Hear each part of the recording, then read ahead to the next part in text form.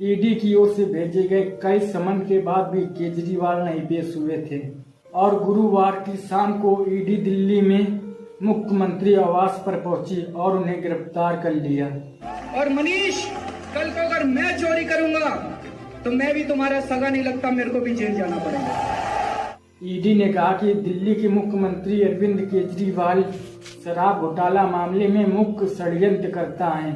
केजरीवाल की गिरफ्तारी के बाद दिल्ली सरकार और पार्टी के नेतृत्व का संकट पैदा हो गया है।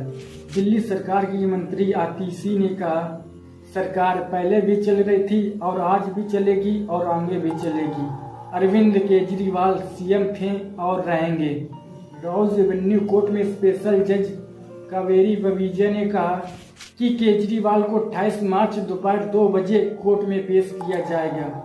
ईडी ने 10 दिन की रिमांड मांगी थी, जिस पर यह फैसला आया। The order was passed by Special Judge Kaveri Baweja of Rouse Avenue Court.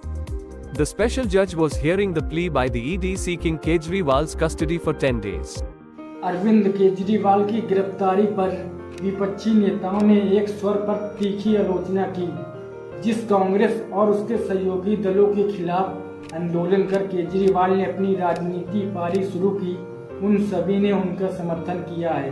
लगभग सभी विपक्षी नेता और पार्टियों ने उनके साथ एकजुटता दिखाई है। विपक्ष के मौजूद इंडी अलायंस में आम आदमी पार्टी एक घटक है और लोकसभा चुनावों के लिए दिल्ली समेत कई राज्यों में कांग्रेस के साथ उसकी सीट साझेदारी भी हो चुकी है। भ्रष्टाचार के खिलाफ आंदोलन चलाने से लेकर राष्ट्रीय स्तर पर एक राजनीतिक ताकत के तौर पर उभरने में केजरीवाल को कई उतार चढ़ाव का सामना करना पड़ा है, लेकिन यहां तक पहुंचने में अरविंद केजरीवाल का राजनीतिक सफर बहुत ही दिलचस्प रहा है। तो आइए जानते हैं अरविंद केजरीवाल के बारे में।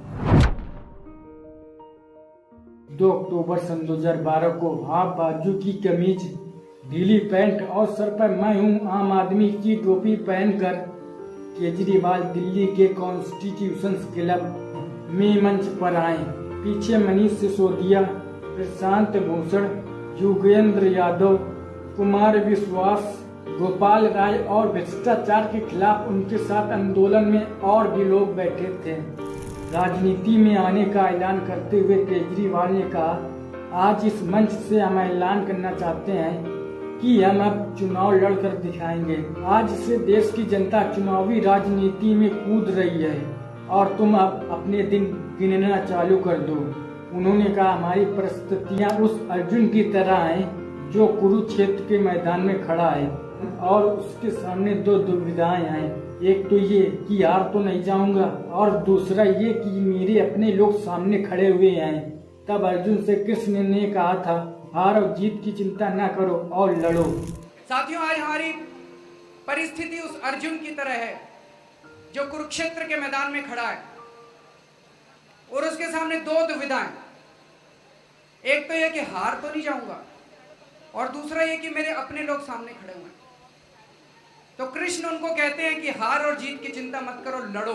भ्रष्टाचार के खिलाफ आंदोलन को राजनीतिक पार्टी में बदलने के बाद केजरीवाल ने न सिर्फ चुनाव लड़े और जीते भी, बल्कि तीसरी बार उन्होंने चुनाव जीतकर ये जता दिया कि केजरीवाल के पास ही मोदी मैजिक का तोड़ है। भारतीय राजस्व सेवा के अधिकारी और आईआईटी के रहे छात्र केजरीवाल ने अपनी राजनीतिक जमीन सन 2011 के भ्रष्टाचार विरोध आंदोलन में तैयार की थी, लेकिन एक सामाजिक कार्यकर्ता के तौर पर अपनी अलग पहचान भी इससे पहले ही बना चुके थे।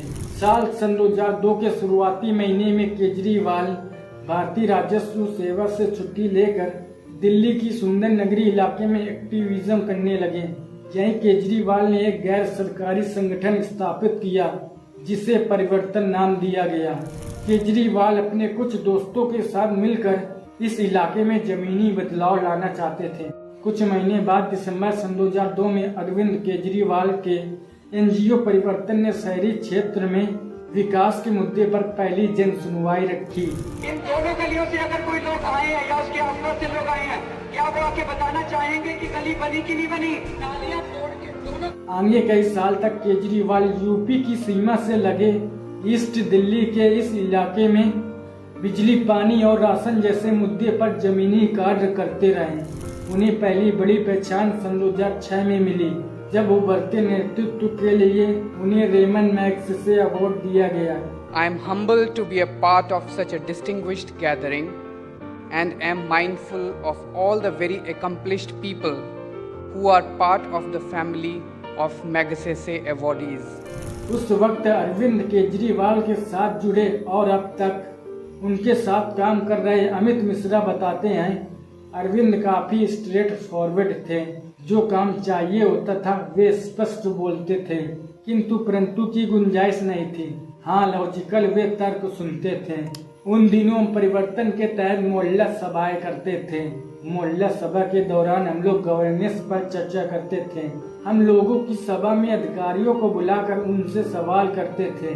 अमित याद करते हैं, अरविंद केजरीवाल उस वक्त छोटी छोटी पॉलिसी बनाते थे और अधिकारियों और नेताओं से उनके लिए मिलते थे।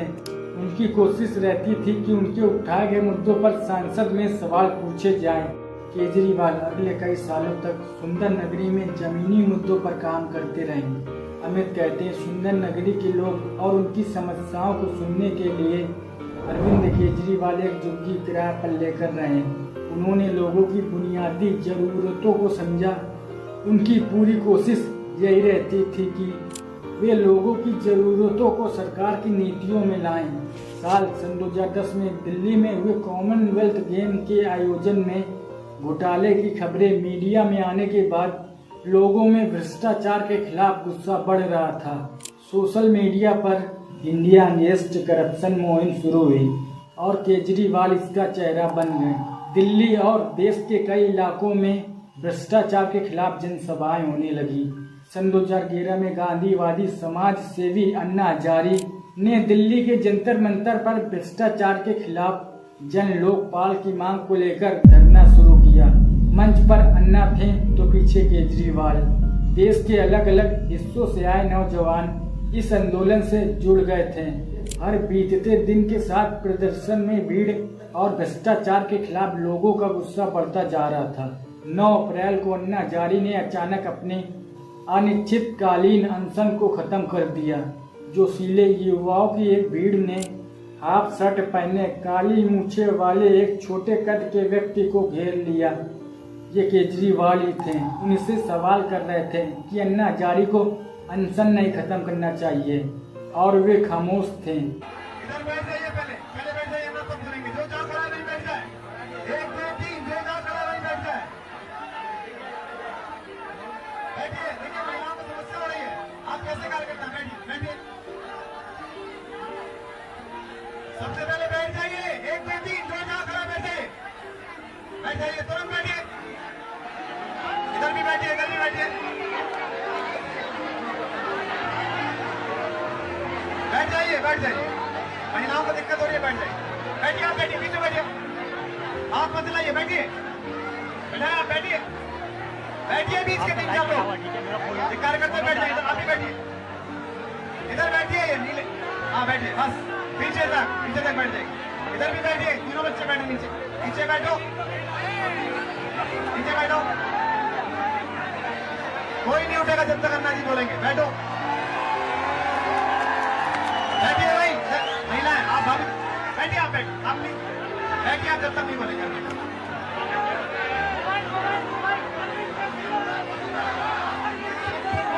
केजरीवाल अब तक भ्रष्टाचार विरोधी आंदोलन के आर्किटेक्ट बन चुके थे।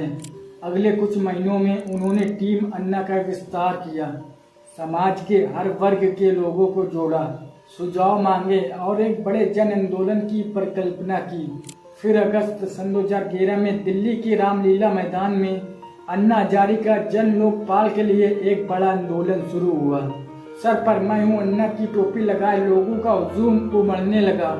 मीडिया ने इसे अन्ना क्रांति का नाम दिया। केजरीवाल इस क्रांति का चेहरा बन गए।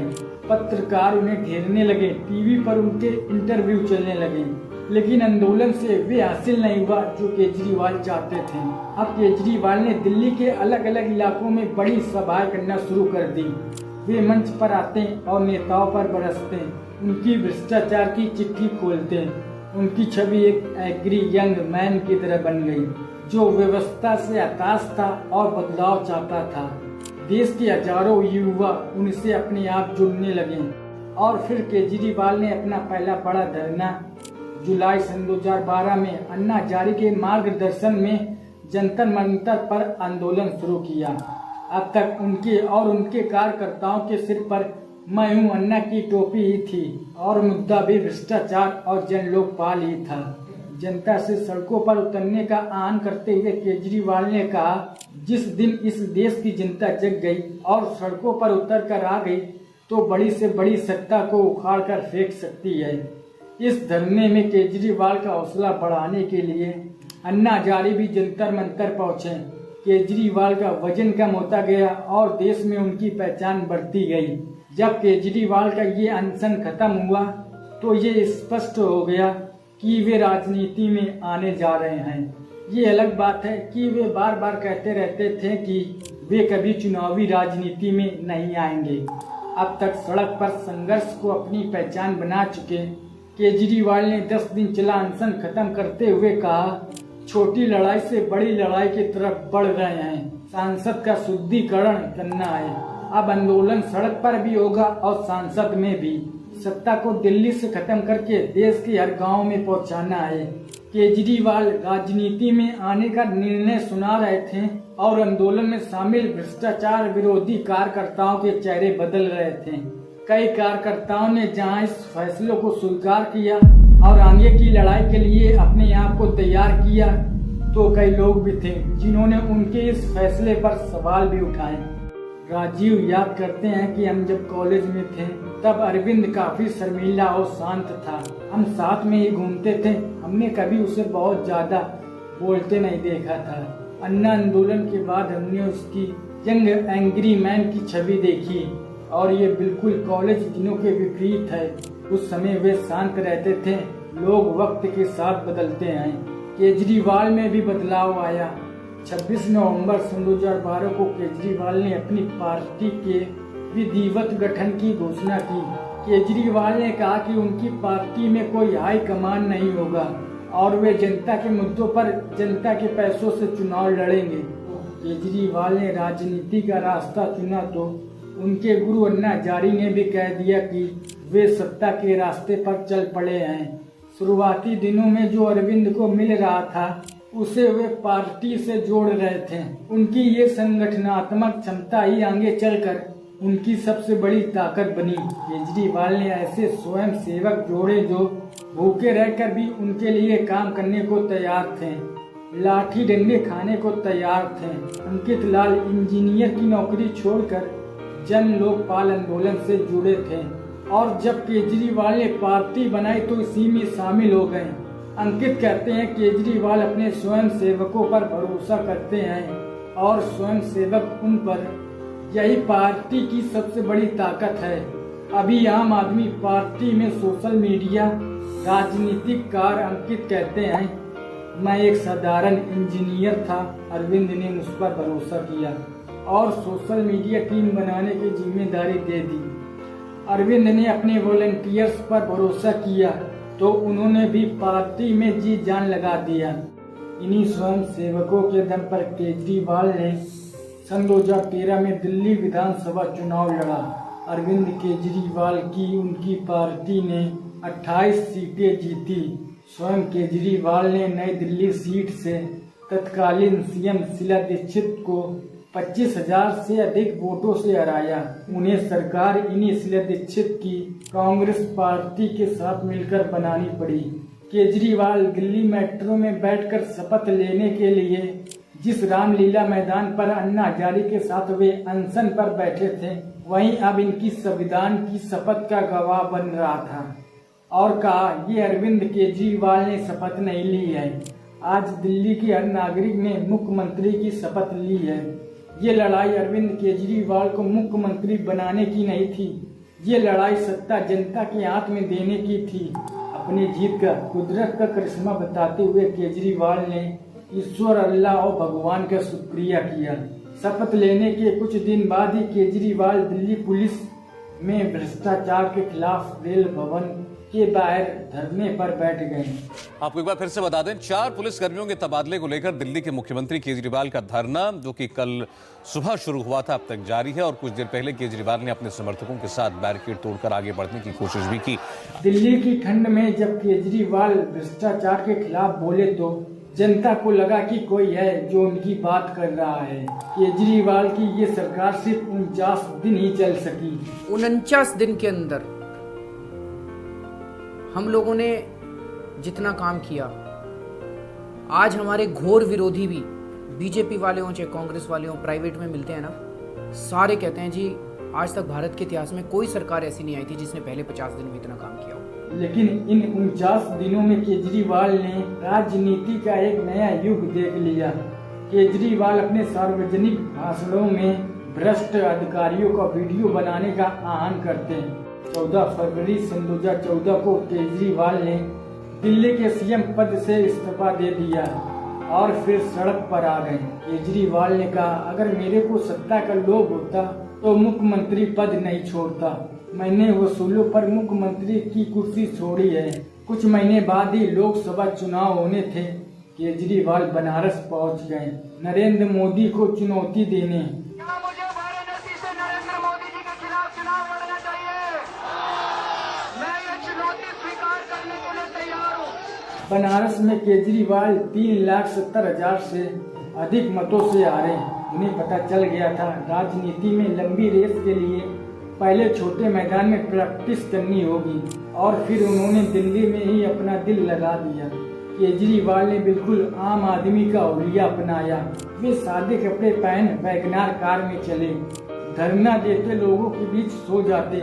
इसी दौरान एक वीडियो जारी कर केजरीवाल ने कहा, मैं और मेरा परिवार आपके ही जैसा है, आपकी ही तरह रहते हैं। मैं और मेरा परिवार आपकी ही तरह इस सिस्टम के अंदर जीने की कोशिश कर रहे हैं। और इसी दौरान खांसते हुए केजरीवाल का मफलर मैन स्वरूप सामने आया। गले में मफलर डाले हुए केजरीवाल को दिल्ली में जहां जगह मिलती वहीं जनसभा करते थे। दिल्ली के लिए वे विधानसभा चुनाव में केजरीवाल ने दिल्ली की जनता से संपूर्ण बहुमत मांगी और जनता ने उन्हें ऐतिहासिक जीत दी। 70 में से 67 सीटें जीतकर केजरीवाल ने 14 फरवरी सन 2015 को फिर दिल्ली के मुख्यमंत्री पद की शपथ ली। इस बार उनके पास पूर्ण से भी ज्यादा बहुमत था। वादे पूरे करने के लिए पूरे 5 साल थे, लेकिन जिस जन लोकपाल को लाने का वादा उन्होंने किया था वे नहीं आ सका। 5 साल दिल्ली में उन्होंने स्वास्थ्य, शिक्षा और अन्य सार्वजनिक सेवाओं में काम करने में लगाया। बीच बीच पर वे केंद्र सरकार पर न सहयोग करने का आरोप लगाते रहे। बिजली पानी मुक्त करने जैसे योजनाएं लागू की। बार बार उन्होंने अपनी ईमानदारी का सर्टिफिकेट दिया, लेकिन इन सब के बीच भ्रष्टाचार और जन लोकपाल का मुद्दा कहीं खो गया। दिल्ली से कितना भ्रष्टाचार मुक्त हुआ ये दिल्ली वाले जानते हैं। जन लोकपाल का तो अब बहुत से लोगों को नाम तक याद नहीं है। और जिन केजरीवाल ने कहा था कि कभी वे राजनीति में नहीं आएंगे, उनका कद एक राष्ट्र नेता के दर्जा का हो चुका है। उन्होंने कहा था कि वे आम आदमी की तरह रहेंगे, लाल बत्ती का इस्तेमाल नहीं करेंगे, लेकिन उन्होंने मुख्यमंत्री आवास पर रहना स्वीकार किया और वैगनार की जगह लग्जरी कार ले ली। जिस पार्टी का गठन करते हुए उन्होंने कहा था कि इसमें कोई हाई कमान नहीं होगा, अब वहीं उसके अकेले हाई कमान है। पार्टी में जिन नेताओं का कद उनके बराबर हो सकता था वे सब एक एक करके चले गए या फिर निकाल दिए गए। दिल्ली के अलावा आम आदमी पार्टी की पंजाब में पूर्ण बहुमत की सरकार है। इंडी अलायंस में साझेदार बनकर इस लोकसभा चुनाव में केजरीवाल अपनी पार्टी को राष्ट्रीय स्तर पर मजबूत करने की उम्मीद कर रहे थे। अब देखना होगा गिरफ्तारी उनके राजनीतिक भविष्य पर क्या असर डालती है।